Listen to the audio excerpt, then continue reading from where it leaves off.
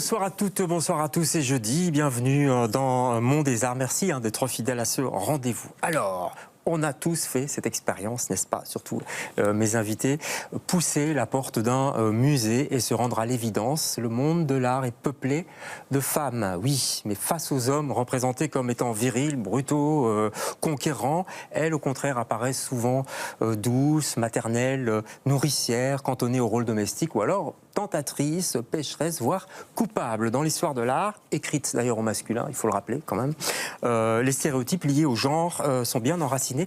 On va le voir avec nos invités. Mais ce n'est pas tout, car du côté cette fois des artistes, c'est carrément l'effacement qui prévaut. Les femmes artistes ont été et sont encore la plupart du temps invisibilisées. Le male gaze, comme on dit, même en 2026, a toujours le vent en poupe. Certes, elles sont parfois mises à l'honneur dans des expos, on va en parler, mais les œuvres des femmes artistes restent tout de même minoritaires dans les collections des musées, dans les ventes aux enchères mondiales. Dès lors, comment les musées justement et les collections peuvent non seulement briser ce mur de verre, mais aussi participer activement à la déconstruction de la représentation des gens. On va parler de tout ça dans cette émission. Je crois qu'on n'aura pas trop de 35 minutes parce que ça fait beaucoup. Bonsoir Géraldine. Bonsoir. Ravi de vous accueillir. Géraldine Barbery, vous êtes responsable de la médiation culturelle pour les musées royaux des Beaux-Arts de Belgique et co-commissaire de cette expo. Il y a l'affiche derrière moi.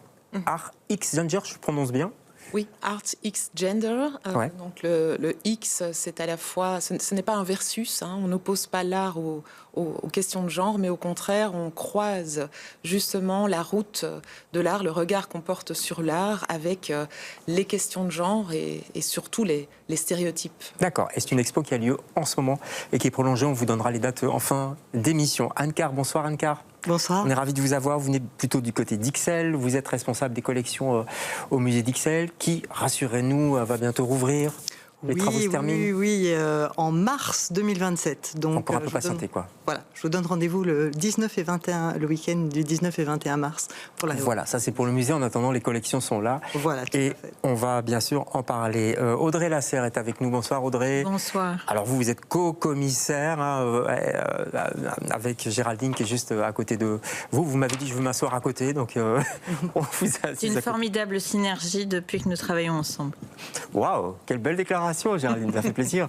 Et vous êtes aussi historienne, chercheuse à l'UCL, c'est ça, à l'UCL-Louvain? Tout à fait. En fait, je suis chercheuse à l'UCL-Louvain, mais aussi au musée royaux depuis maintenant 4 ans, où je mène un programme genre qui comporte à la fois l'analyse de la place des artistes femmes, mais aussi les questions de représentation comme Art X Gender, en passant par les récits, qui est ma spécialité. D'accord, et on va comprendre que tout ça est très important dans le courant de cette émission. Alexia Liévin est avec nous. Bonsoir Alexia. Bonsoir. Là, on passe d'une unif à l'autre, puisque vous êtes responsable des expos culture, enfin chargée de mission en tout cas, ou chargée de gestion, c'est ça? Chargée des expositions pour ULB Culture. Voilà. Et il y a une expo en ce moment qui fonctionne bien à l'espace Vanderborg. En plein centre de Bruxelles, oui. Du côté de la rue de l'Écuyer, du côté de la Monnaie. Voilà. Je suis là. Je suis là, oui, jusqu'au 31 mai. Notamment sur les autoportraits. Et de femmes aussi, on va en parler. Avant ça, je parlais de pousser la porte des musées, on va le faire. De votre musée pour lequel vous travaillez, on va aller voir cette expo Art X Gender. C'est au tout début novembre qu'on est passé. On vous a croisé d'ailleurs toutes les deux, et aussi des guides qui étaient en formation. C'est assez intéressant ce qu'elles disent. Écoutez. Eh bien non, l'homme n'est pas forcément viril, pas plus d'ailleurs que la femme n'est douce, maternelle et si possible nue. Il faut dire que les collections d'art plastique sont gorgées de ces stéréotypes genrés depuis des lustres. Alors cet accrochage est plus que bienvenu. Il était temps qu'un grand musée retourne enfin cette question. Il faut se dire aussi que quand on visite le musée, quelle image on a de la femme? On a des femmes allaitantes, des femmes nues, des femmes souvent violentées, mais aussi des femmes puissantes. On a voulu aussi axer sur des contre-stéréotypes aussi. Donc ça, c'est très très important pour montrer qu'elles existent, qu'elles sont là et qu'il y a d'autres images possibles. Comme dans cette mise en valeur de Charlotte Corday, vous savez, celle qui a assassiné le sanglant révolutionnaire Marat dans sa baignoire. Mais il n'y a pas qu'elle, loin de là. Aujourd'hui, à 2 jours de l'ouverture, c'était journée formation pour les guides. Et le sujet des genres dans les arts plastiques semble les passionnés. D'un premier abord, on a toujours l'impression que oui, c'est la femme le problème, voilà, tout ça. Mais on essaie un peu de déconstruire toute cette idée qu'on a autour et voilà, laisser penser, les visiteurs qu'il faut peut-être aller chercher un peu plus loin et reconstruire toute l'histoire pour mieux la comprendre. Mieux la comprendre à travers un récit et un choix judicieux d'œuvres que les deux commissaires de cette expo sont allés traquer dans les collections du musée et parfois même jusque dans les réserves. Ces baigneuses, par exemple, peintes par l'Ukrainienne Anna Steriski, n'avaient jamais été montrées au grand public. Une aubaine donc, tout comme cette expo intitulée Art et Gender et qui s'ouvre dès mercredi après un dernier petit dépoussiérage. Voilà, c'est important les poussières. Alors ce mercredi, il est loin évidemment puisque c'était en novembre. Les saisons ont passé et bonne nouvelle, si vous l'avez loupé, l'expo est prolongée jusqu'en septembre prochain. Ça va carrément faire quasi la boucle d'une année. C'est formidable, ça montre qu'il y a un intérêt pour ça, non? Absolument, oui. On est très contents, il y a un très grand intérêt et c'est vrai qu'au départ, on s'est dit, tiens, quel type de public va être attiré par cette exposition, cette présentation qui va au-delà, je tiens à le préciser, de la salle qu'on a montrée dans le reportage, puisqu'il s'agit de tout un parcours aussi dans les collections permanentes, en écho à cet accrochage. Et dans les publics, on a eu la grande surprise et joie, je dirais, d'avoir des publics pour qui on avait nous-mêmes des stéréotypes peut-être, mais des publics, je dirais, plus classiques ou peut-être plus jugés ou dits conservateurs, qui ont porté quand même un intérêt énorme. Et je pense que c'est la manière dont on a ouvert les questions qu'on a posées qui a permis... C'est le rôle d'un musée, ça, de bousculer, enfin le mot est un peu fort peut-être, mais en tout cas, oui, peut-être bousculer les idées. Je pense pas qu'on bouscule. Je pense qu'on propose quelque chose, une lecture. Et comme toute lecture, elle peut faire l'objet d'une discussion. Et qu'on propose aussi une défamiliarisation. Et ça, c'est très fort. C'est-à-dire, on a l'habitude de voir des œuvres dans un certain ordre, d'une certaine façon. Et ce qu'on propose avec cet accrochage, c'est peut-être de les placer autrement et de leur poser d'autres questions. Ouais. L'accrochage, on n'y pense pas quand on est dans un musée, mais c'est important. Vous qui êtes responsable des collections au musée d'Ixelles, on n'accroche pas n'importe comment, évidemment. Ah ben non, on n'accroche pas n'importe comment. Et un accrochage, c'est un récit aussi. C'est un narratif. Qu'est-ce qu'on a envie de dire aux visiteurs? Qu'est-ce qu'on a envie de montrer? Alors l'accrochage, il peut être thématique, il peut être par courant d'histoire de l'art, il peut être chronologique. Et il peut aussi servir justement à surprendre, à bousculer, à interroger le visiteur. Donc oui, non, l'accrochage est évidemment essentiel dans le narratif qu'on veut donner. Même chose dans les expos, j'imagine, dans les expos temporaires comme au Vanderborg. Hein. Ah oui, tout à fait. Il y a toujours un choix qui est fait, il n'est jamais neutre, mais voilà, on propose effectivement une lecture du sujet, à voir si les gens répondent à ça. Ouais, avec une petite surprise, vous parlez de surprendre de temps en temps, pas bousculer, c'est vrai, bousculer c'est un peu brusque. Surprendre. Je voudrais qu'on regarde une photo de cette machine à laver. Je rigole, mais c'est une œuvre d'art en fait, d'Olga Morano, je crois, des années 70, qu'on voit d'entrée en fait. Pourquoi vous l'avez placée là et pourquoi en début d'expo, si je puis dire, Géraldine? Oui, alors ça c'est un peu un statement, comme on dit en anglais. Ouais. Ça donne le ton directement. Complètement, oui. Alors, pour plusieurs raisons. D'abord parce qu'elle incarne plusieurs stéréotypes, que je ne vais pas développer ici, mais c'est aussi une artiste. Cette œuvre n'a jamais été exposée, n'a jamais été présentée au public. C'est une œuvre qui joue sur les stéréotypes. Donc on redécouvre une artiste, Olga Morano, qui joue avec nos propres stéréotypes. Elle sait pertinemment ce à quoi on va penser et à quel rôle. Bien sûr. Dit féminin ou dit masculin, on va attribuer cette machine à laver et les tabourets qui incarnent deux amants. Et donc elle va récupérer ces stéréotypes pour mieux les détourner. Elle se joue un petit peu de nous-mêmes et de nos propres stéréotypes pour en faire une machine désirante et puissante et pour mettre le désir féminin sur un socle, je dirais, sur un piédestal et pas que en train de faire une lessive. Ce type de réflexion qui pousse à réfléchir, à voir les choses différemment, ça se fait dans l'art contemporain. Est-ce que dans, j'allais dire, l'art plus classique, il y a aussi ce type de provocation? Bon, on se souvient évidemment des surréalistes, tout ça, mais voilà, comment ça se passe? Ah oui, alors je suis en train de réfléchir là aux artistes qu'on a. Moi, je vois ça surtout à l'après-guerre, après 45. Oui. Donc, il y a des artistes et des artistes femmes, évidemment, qui sont revendicatrices, qui sont provocatrices. Je pense par exemple à Evelyne Axel. On a une œuvre qui s'appelle Érotomobile, où elle s'est mise en pochoir son corps nu, et au centre, il y a un pneu de voiture qu'elle a peint en rose flash. Ouais. Donc il y a toute une réflexion sur son propre corps, une revendication aussi de sa nudité, mais qu'elle assume, qui n'est pas une nudité subie avec un regard masculin. Et donc là, on est dans les années 45, quoi, c'est ça? Non, là, on est dans les années... début des années 70. 70 quand même, oui. Mais donc c'est cette génération d'après, née après 45 ou juste avant la guerre. Et donc oui, là elle joue déjà sur aussi les stéréotypes et sur l'idée de son corps et de la nudité. Ouais, donc années 70, ça veut dire qu'il y a déjà, là je me retourne vers l'historienne, il y a déjà un mouvement féministe qui est en train de s'installer, ou en tout cas une réflexion par rapport aux représentations de la femme qui avance? En tout cas, les deux exemples qu'on vient de prendre sont des exemples d'artistes qui vont effectivement avoir une démarche qu'on peut qualifier de féministe. Ça, c'est évident. Et ça, c'est le début ou ça existait déjà avant?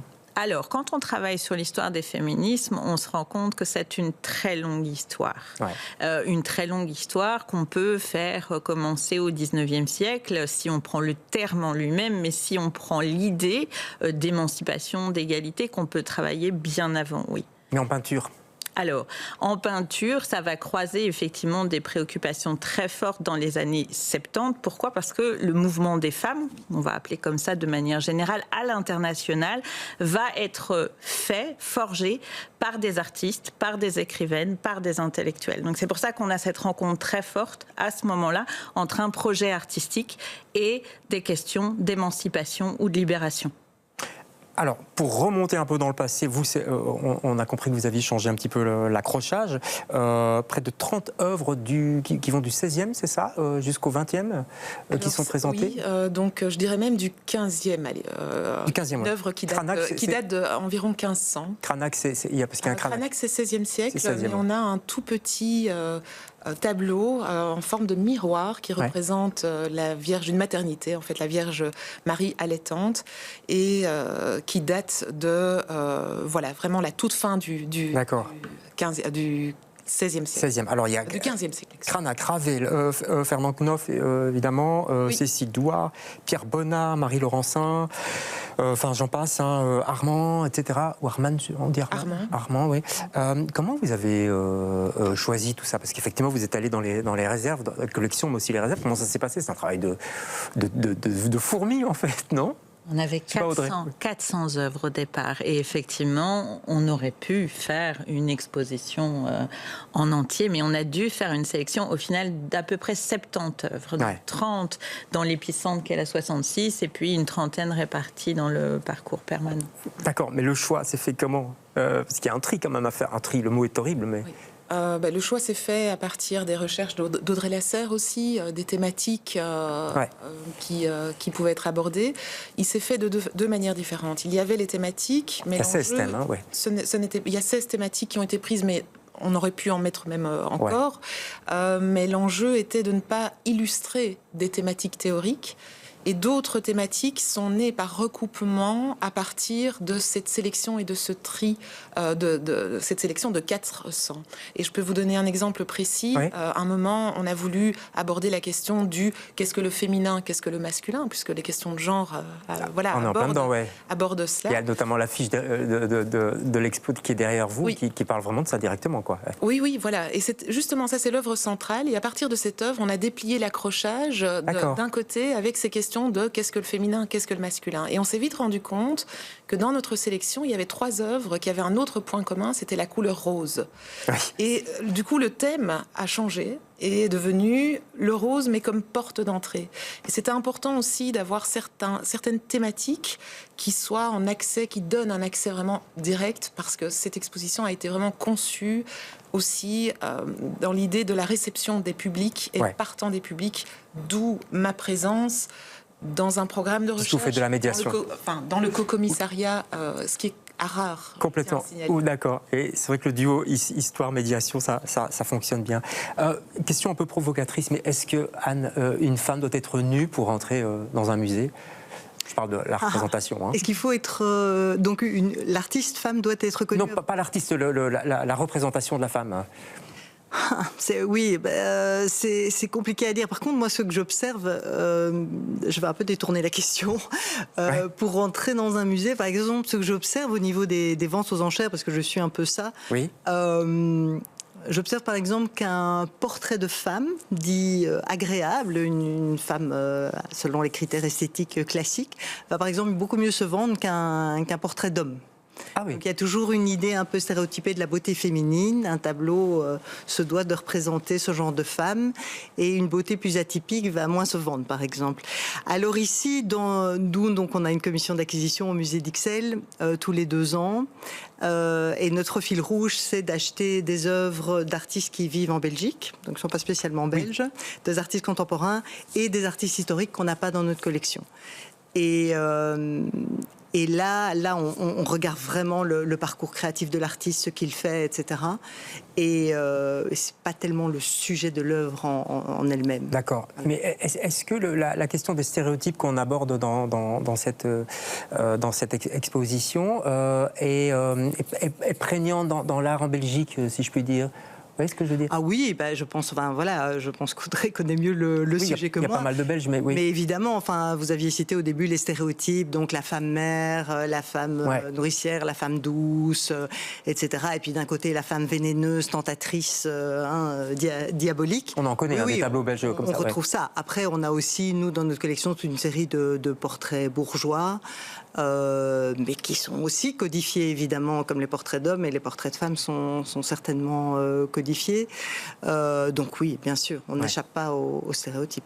Je voudrais qu'on aborde la question de l'effacement des artistes femmes. Non, donc on a parlé du tableau, maintenant on va aller, j'allais dire, devant le tableau, en tout cas la personne qui fait le tableau. Elles sont complètement, c'est pas la première fois qu'on le dit, il y a eu beaucoup d'articles, d'émissions là-dessus, ils ont été oubliés des livres d'histoire. C'est quand même assez dingue quand on y pense. Il y a même des artistes hommes qui signaient alors que c'était leur femme ou leur compagne qui avait peint le tableau. Audrey? Oui, alors c'est tout un système avec lequel on a appris à se construire, parce que la référence que vous faisiez tout à l'heure, est-ce que les femmes doivent être nues pour entrer au musée, c'est les Guerilla Girls, et c'est à double entrée, si j'ose dire. C'est à la fois montrer que dans les musées, on a beaucoup de représentations de femmes nues, mais c'est aussi interroger du coup ces artistes femmes et leur place dans les musées. Et à ce moment-là, ce sont des statistiques qui sont données.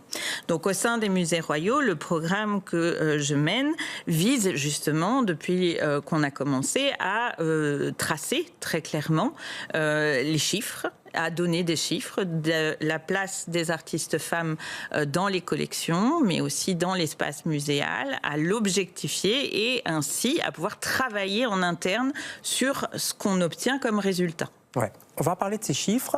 Je voudrais qu'on fasse un petit détour par l'autoportrait. On va regarder tout de suite un portrait de Charlotte de Valdogne. Je ne sais pas si vous connaissez cet autoportrait. C'est une aristocrate française qui a été immortalisée par une femme peintre, Marie-Denise Villers.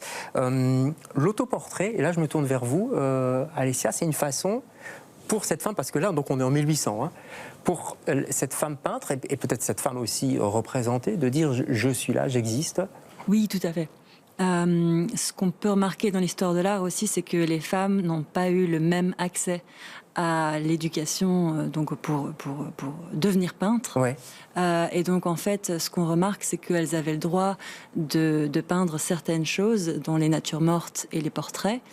Mais ce qu'il y a de magnifique avec l'autoportrait, c'est que en fait le soi est un sujet infini. On peut le refaire encore et encore, et c'est une bonne manière de s'exercer, c'est une bonne manière de visibiliser son travail aussi. Oui, ça, on en fait beaucoup aujourd'hui, c'est pas en peinture, mais des autoportraits, c'est un peu un des sujets de l'exposition à Van der Borg.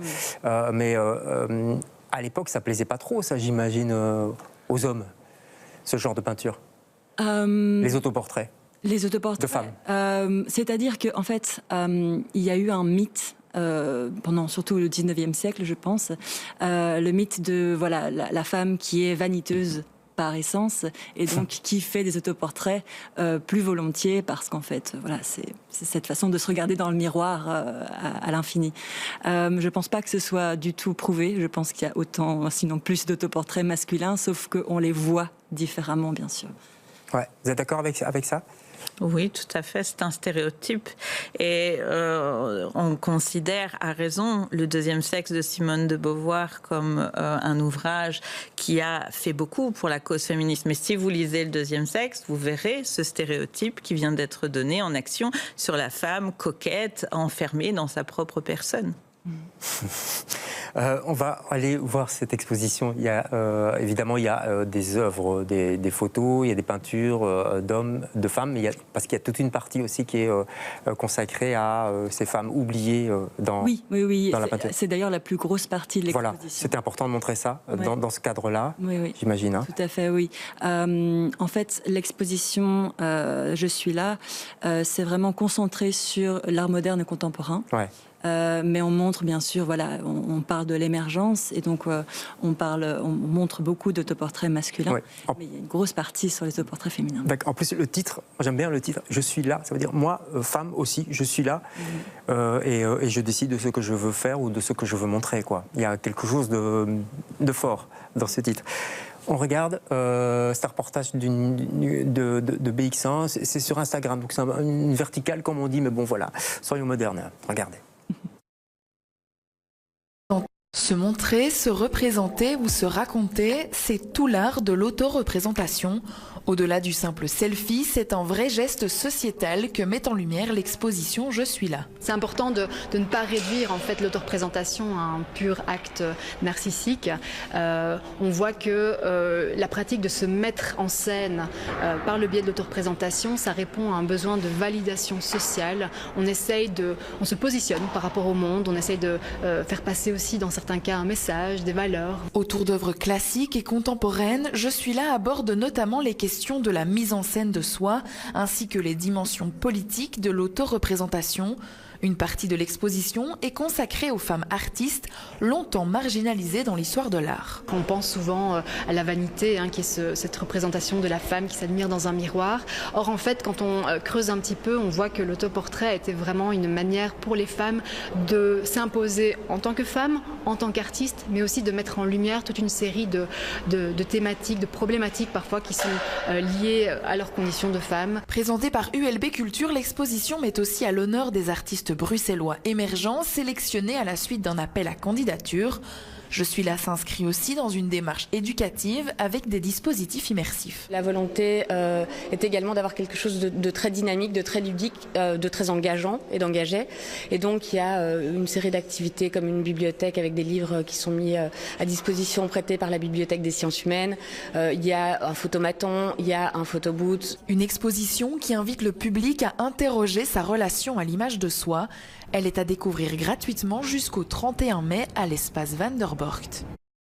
Voilà, avec un aspect, je trouve, pédagogique. Et ça c'est important. On n'en parle pas souvent. On croit qu'on va au musée comme ça. Chez vous, il y a quelque chose de très important aussi. Les visites, il vaut mieux la faire avec des guides, d'ailleurs, qu'on a vu tout à l'heure. Hein. Oui, donc ça a été un aspect du projet dès le départ. Oui, hein. C'était justement à la fois la formation des guides, c'est essentiel, mais il existe aussi un petit guide gratuit et accessible. Enfin, petit, il est tout à fait complet, puisque chaque œuvre possède une notice, une introduction aussi sur les questions de genre. Ouais. Le tout n'est pas d'entrer dans un musée. L'accessibilité, c'est aussi avoir les clés. Bien sûr. Et donc, il y a un grand programme aussi de médiation tout autour. Ouais, la médiation, la pédagogie, c'est important aussi au musée d'Ixelles, j'imagine. Hein. Mais oui.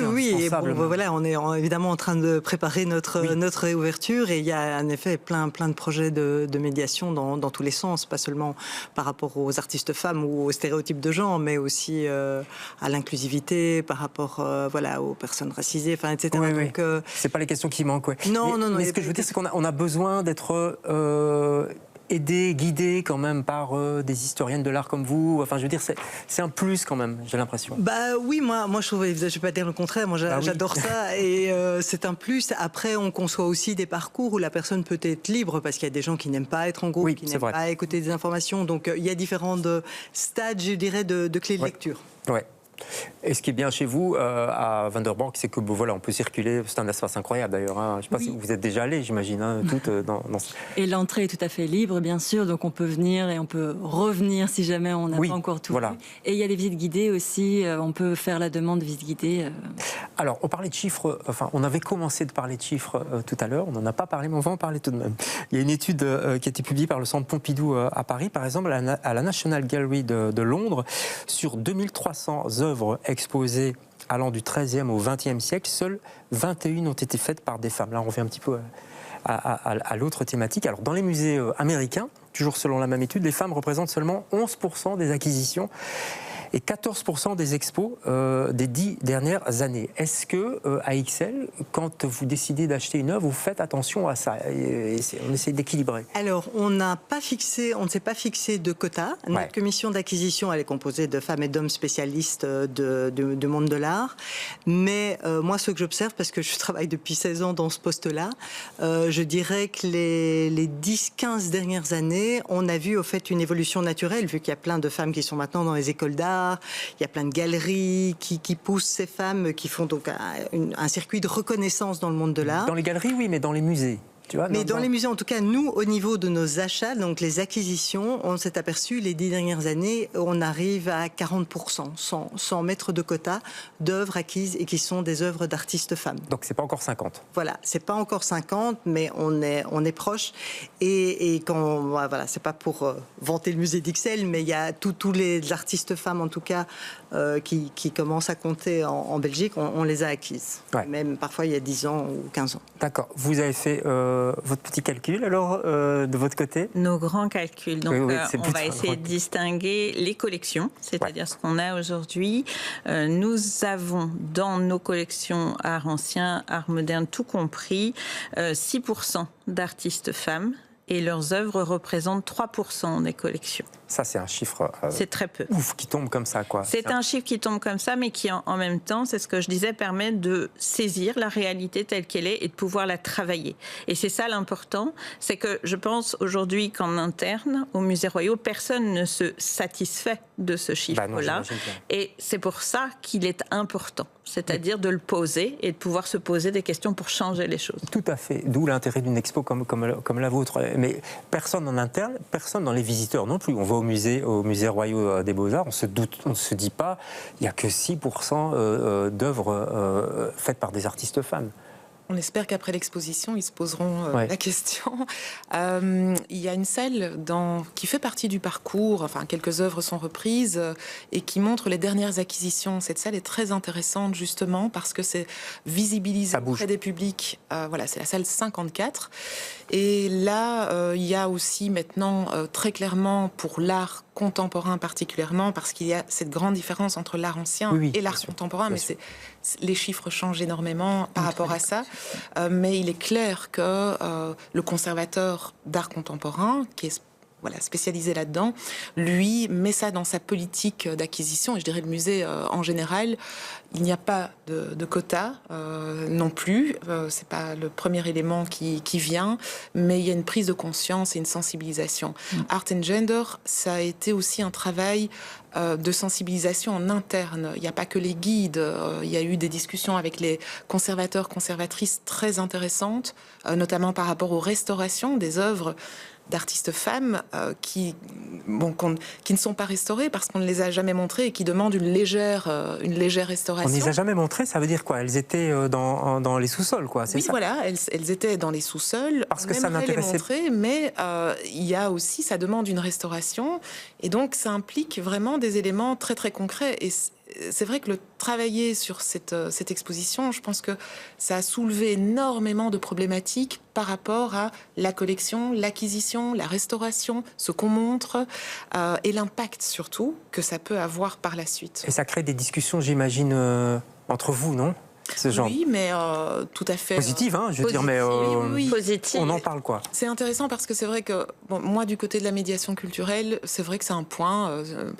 Bon, on sait que voilà, il y a évidemment tout ce travail de restauration d'œuvres d'art et de protection. Ça, c'est le rôle essentiel des musées. On le sait, mais c'est vrai qu'on s'attendait pas à ne pas pouvoir exposer telle ou telle œuvre d'artistes femmes parce que ça demandait un travail de restauration.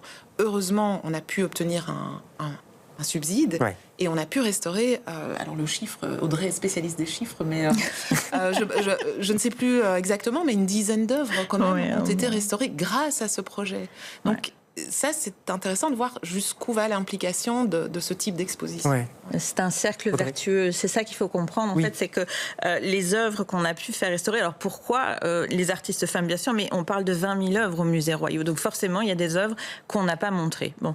Et alors, le fait de les faire restaurer, de pouvoir les faire restaurer, ça veut dire qu'on les réinjecte dans un cercle vertueux des expositions à venir. Et c'est ça qui est très positif. Ouais. Pourquoi, au Van der Borg, vous avez voulu faire une présentation des œuvres de ces femmes artistes? Pourquoi c'était important que ce soit là, dans cette exposition? C'était comme une évidence? Oui, je pense que c'était une évidence aussi parce que voilà, il y a beaucoup de femmes dans l'équipe aussi, donc ce sont des questions qui nous intéressent. D'ailleurs, c'est typiquement pour l'affiche. On voulait un autoportrait peint, et en fait, voilà, on s'est dit dès le départ, on veut trouver une femme. Et il est terrible, on ne sait plus la voir, mais allez voir sur Internet, c'est un selfie, quoi. C'est une femme qui fait un selfie, c'est ça, en peinture? En fait, pas tout à fait. Bon, d'accord, j'ai pas bien vu. Non, si, vous avez bien vu. Mais en fait, l'œuvre de base, l'œuvre authentique, c'est une œuvre de 53. Qui nous vient de la collection communale de Schaerbeek, à laquelle on a fait une petite modification. Enfin, c'est le graphiste qui a fait une modification avec l'IA pour injecter cette notion du selfie, parce que notre exposition parle à la fois de l'autoportrait et du selfie. Donc, on voulait que les deux soient montrés. Donc, merci l'intelligence artificielle, quoi. Pour une fois, non? Pour une fois. Alors, ça a été toute une discussion, bien entendu. Mais pour nous, c'était très important, effectivement, qu'il n'y ait pas seulement la notion d'histoire de l'art, mais qu'il y ait bien la notion des pratiques numériques du selfie, parce que c'était tout à fait notre projet.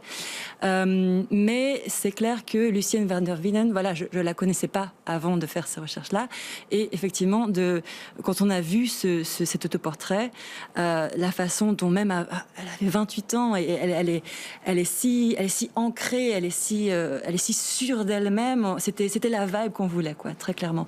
Et pour ce qui est du reste de l'exposition, ça s'est fait assez intuitivement. Effectivement, on a travaillé avec des musées auxquels on a donné tout un tas de mots-clés pour qu'ils cherchent eux-mêmes dans leur collection. Ils sont bien plus spécialistes que nous dans leur collection. Et donc, il y a pas mal de choses qui ont popé. Et puis, on a aussi travaillé avec un appel à candidature d'artistes bruxellois. D'accord. Et là, voilà, je pense qu'il y avait 60% de candidatures qui étaient d'artistes femmes et LGBTQI. Et donc, voilà, ça s'est fait vraiment très naturellement. Anne Carr, vous parlez des maisons de vente que vous connaissez bien. Il y a d'autres chiffres aussi qui disent qu'en général, dans les maisons de vente, je crois que c'est pour la France, les artistes femmes ne représentent que 4% des ventes. Donc je ne parle pas là maintenant de portraits de femmes, je parle des artistes femmes. Vous confirmez ce chiffre? Je ne suis pas une spécialiste des maisons de vente, mais au fait, ça rejoint un peu finalement le chiffre qu'avançait Audrey pour le nombre d'œuvres, de pourcentage d'œuvres. Et nous aussi, au fait, on a presque le même chiffre. On a 6% d'œuvres d'artistes femmes dans la collection. Quand on compte tout. Donc oui, bien sûr. Après, je pense qu'il y a vraiment, comme disait Audrey et comme disaient mes consoeurs, un cercle vertueux, un dynamisme maintenant dans le monde de l'art qui fait qu'il y a vraiment des artistes femmes puissantes, qui sont connues, qui vendent, qui font des expositions. C'est-à-dire qu'elles, c'est un peu la tête de proue, quoi. Elles font un peu bouger les choses, c'est ça que vous voulez dire? Oui, je veux dire en tout cas que maintenant, les femmes artistes se font connaître et se font remarquer et se vendent et sont prises en charge par des galeries et sont dans tout ce milieu de sociologie de l'art qui fait qu'elles émergent et qu'elles sont connues et qu'elles peuvent vendre et qu'on peut s'intéresser et qu'elles peuvent se faire connaître via les musées, via les salles de vente, via les galeries, etc. Donc là, je pense qu'on est tout à fait à une autre époque. moi-même, j'ai vu des gens comme Evelyne Axel qui étaient moqués il y a 10 ans. Voilà, une des personnes de sa famille allait proposer des œuvres à Pompidou, on lui riait au nez. Et puis il y a eu des expos à la Tate Liverpool, il y a eu des expos à New York. Et maintenant, à Pompidou, on parle de ces artistes. Elle est partout. Elle est partout, elle est cotée, comme on dit dans le milieu. Et on a aussi un Evelyne Axel dans l'exposition. Ah oui, voilà. Et nous aussi. Et nous, l'égocentrique de... On ne peut pas le louper. Il nous reste très peu de temps malheureusement, et c'est une question importante. Est-ce que, là on rejoint plus les questions de stéréotypes de genre, est-ce que les artistes femmes sont plus sensibles à éviter justement les stéréotypes de genre ou pas? J'ai l'impression que oui, mais je pense que comme beaucoup d'artistes, elles sont conscientes de ce qu'on appelle les règles du jeu. Et elles savent dans quel milieu elles évoluent. Et je pense que comme tout artiste, elles cherchent à faire reconnaître la qualité de leur travail. Tout simplement. Ouais. Au-delà d'un quelconque stéréotype, c'est ça que vous voulez dire?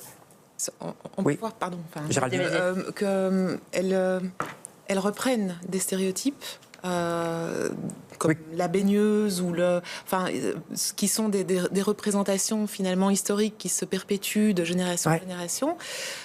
Mais elles le détournent aussi. Elles peuvent en être victimes d'une certaine manière, ou entrer comme nous toutes, mais en même temps, elles peuvent aussi les détourner. Et ça, c'est assez intéressant de voir que certaines artistes femmes vont reprendre ces stéréotypes sans le savoir et en hériter également.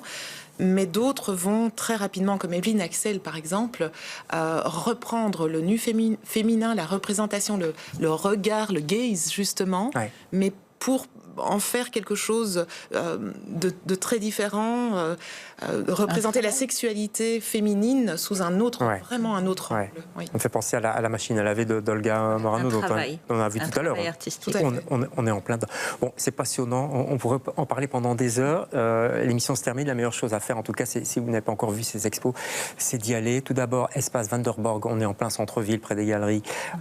C'est gratuit, on l'a dit, et c'est passionnant, c'est ouvert jusqu'à fin mai. Oui, jusqu'au 31 mai. Pas trop. Prolongation jusqu'en septembre avec des festivités, des événements en septembre. On en reparlera. C'est le 27 septembre, mais allez au musée. Il faut qu'il pleuve, mais en général il pleut en Belgique. Même comme quand ça, il fait beau. Même quand il fait beau. En été, on se réfugie. se rafraîchit. Et on va un peu patienter pour XL. Voilà. Mais ce sera un beau printemps. Vous me faites trépigner. Un beau printemps 2027. Ce sera le printemps 2027, mais on sera au rendez-vous. 19-21 mars 2027. On en reparlera d'ici là. Merci à toutes les quatre d'être passées chez nous. Nous, on va se retrouver, non pas la semaine prochaine, non pas celle d'après, mais dans 3 semaines, puisqu'on va faire une petite pause tout de même. Ce sont les vacances scolaires et on est des grands enfants finalement. On va aussi partir en vacances. Merci à toutes les quatre. On se retrouve dans 3 semaines. Bonsoir. Merci.